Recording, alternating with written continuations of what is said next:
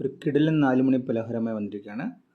നമ്മൾ സാധാരണ ബ്രെഡൊക്കെ ഉണ്ടല്ലോ, അതുകൊണ്ട് പൊക്കോട വളരെ സിമ്പിളായിട്ട് സ്കൂളൊക്കെ വിട്ട് വരുന്ന കുട്ടികൾക്കൊക്കെ വളരെ സിമ്പിളായിട്ട് ചായക്കൊക്കെ കൊടുക്കാൻ പറ്റിയൊരു 4 മണി പലഹാരമാണ് ബ്രെഡ് പക്കോട. അതെങ്ങനെ ഉണ്ടാക്കാൻ നോക്കാം. നമ്മൾ ബജ്ജി അതിനൊക്കെ കുഴക്കുന്ന പോലെ തന്നെ നമ്മുടെ കടലമാവ്, കായപ്പൊടി, ഉപ്പ്, മുളക് പൊടി, കാശ്മീരി ചില്ലി,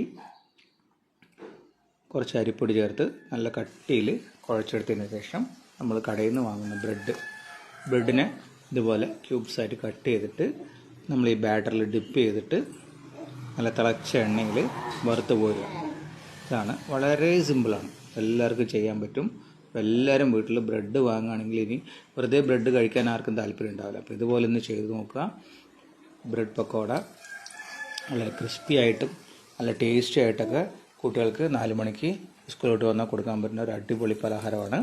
അപ്പോൾ എല്ലാവരും ഇത് ഉണ്ടാക്കി നോക്കുക, കമൻറ്റും ഷെയറും ഒക്കെ ചെയ്യുക.